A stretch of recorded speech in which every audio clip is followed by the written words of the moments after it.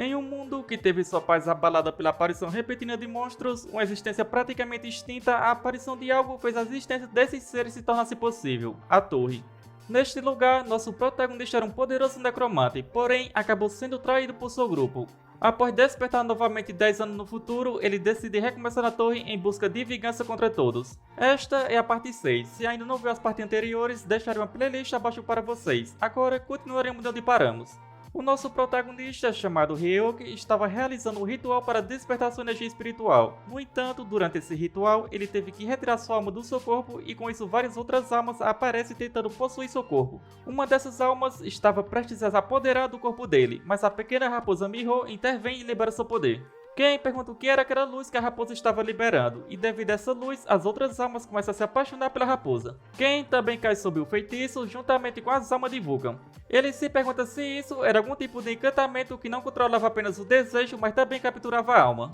Ele pensa que talvez Miho seja diferente, já que ela possui o sangue de um deus. Em seguida, um enorme espírito aparece diante de Ryoki, dizendo que aquele lugar estava um caos total. Vulcan rapidamente percebe que ele era um nomeado, o que seria um desafiante forte antes de morrer na torre. Vulcan sabia que seria perigoso se aquele espírito possuísse o corpo de Ryoki e sabia que precisava para isso o mais rápido possível. No entanto, ele ainda estava sob o efeito do charme de Miho e não conseguia reunir forças. Com isso, ele pede a Miho para parar aquela coisa. O espírito fala para a raposa sair do caminho, pois não estava interessado em uma bola de pelo. Em seguida, Miho avança em direção ao espírito e libera seu encantamento. O espírito fica surpreso, dizendo que aquela energia era de uma criatura mística. Entretanto, Vulcan percebe que Miho tinha usado todo o seu poder no ataque anterior. Com isso, o espírito decide então eliminar Miho, mas é nesse momento que Ryoki retorna e agradece Miho pelo que havia feito por ele. Ryoki fala que esse espírito maldito irá morrer agora, e após isso começa a absorver as almas ao redor.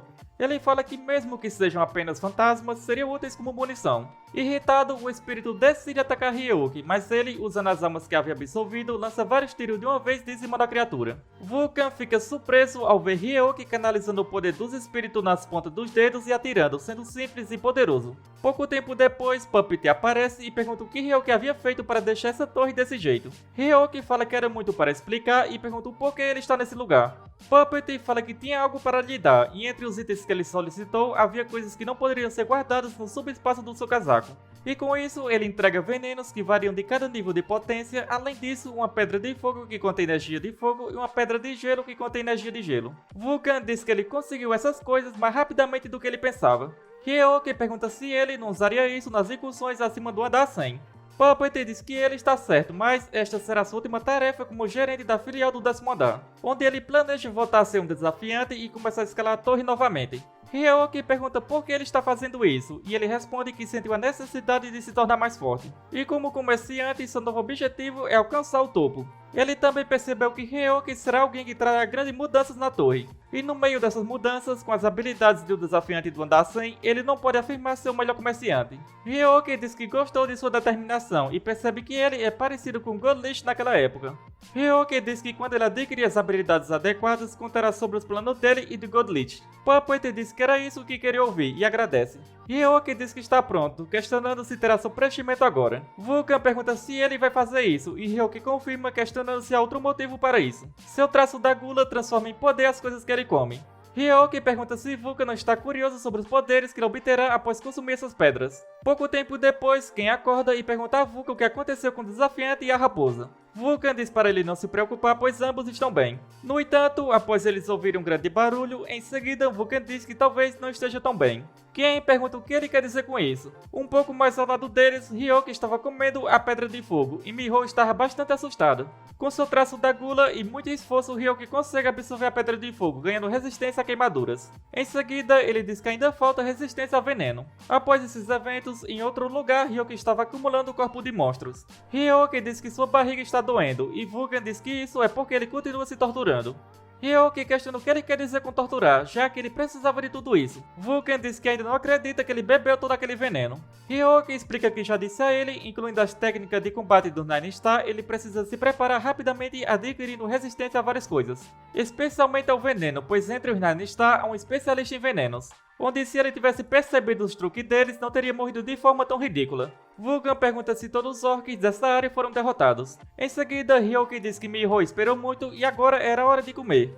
Vulcan pergunta se ele não deveria remover o fígado, e Ryoki concorda, pois Miho ainda era um bebê. No entanto, em seguida, Miho rapidamente devora todos os corpos dos orcs. Após esses eventos, Ryoki diz que se pudesse gostaria de começar uma onda, mas esta é uma cidade grande, então não seria bom chamar atenção. Em seguida, Ryoki pergunta com quem Vulcan estava lutando na noite passada. Vulcan pergunta como ele sabe disso, e Ryoki diz que sua mana está flutuando, então era claro que ele sabia. Ryoki pergunta quem ele conheceu, se era alguém dos 4 imperadores. Vulcan revela que lutou contra um dragão muito forte. Bastante irritado, Ryoki questiona se um dos 4 imperadores está neste lugar. Vulcan pede para ele se acalmar, pois estava emitindo energia demoníaca no meio da rua. Em seguida, Ryoki começa a tossir sangue e se questiona se isso é um efeito colateral da gula. Vulcan repete que disse para ele se acalmar e acrescenta que o dragão não era comum. Ryoki pergunta o que ele quer dizer com isso. Em seguida, Vulcan conta tudo o que aconteceu. Ryoki estava um pouco curioso por ele ser um matador de dragões. Vulcan diz que foi isso que ele disse, mas Ryoki fala que isso não faz sentido. Neste momento, Ryoki percebe que para o corpo e alma agirem independentemente um do outro só poderia ser aquilo. Inicialmente, ele negaria isso, mas ele testemunhou um exemplo bem na sua frente. Além disso, se for Hedrick, o matador de dragões, até mesmo ele sabia de quem era esse nome. Onde no início de sua escalada, Hedrick começou matando os jovens dragões, e depois matou vários outros dragões que vieram. E com isso, ele obteve o título de Matador de Dragões, mas Ryoki ouviu dizer que essa pessoa morreu na beira do andar 700 ou 800, e considerando a situação, isso pode ser uma armadilha dos 4 imperadores. Assim, Ryoki diz que vai conhecer esse Hedrick. Em seguida, Ryoki começa a tossir sangue novamente, e Vulcan diz que seu traço da gula estava quebrando, pois ele consumiu todas as coisas de uma só vez. Vulcan diz que seria melhor ele tratar suas lesões internas que foram causadas. Ryoki questiona se deve a um padre ou algo assim para ser tratado, onde se ele fizer isso, seus soldados espíritos serão purificados pelo poder divino. Vulcan questiona o que ele vai fazer então, e Ryoki fala que o melhor método seria ele mesmo obter o poder divino. Ele pensa que só de falar isso parece uma loucura para quem usa poder demoníaco. Em seguida, Miho começa a agir de forma estranha, uivando alto, e Ryoki pergunta o que estava acontecendo, onde seus ouvidos doíam devido ao barulho que ela estava fazendo, então ele percebe que havia várias pessoas ao redor. Ele tinha certeza de que algo não estava certo. Ele se pergunta o que estava acontecendo com essas pessoas e se elas não estavam reagindo aos uivos de Miho. Ele não tinha certeza qual era o motivo, mas todos estavam caminhando juntos sem reação. Em seguida, uma mulher aparece. Ela diz que é um prazer conhecê-lo, Ghostface. Ryoki rapidamente percebe que ela é um anjo. Ryoki também responde que é um prazer conhecê-la, pegando sua espada. No entanto, antes que ele possa sacar sua arma, ela se aproxima dele e diz que não era isso que ele estava pensando. Ela pede para ele não fazer coisas das quais vai se arrepender.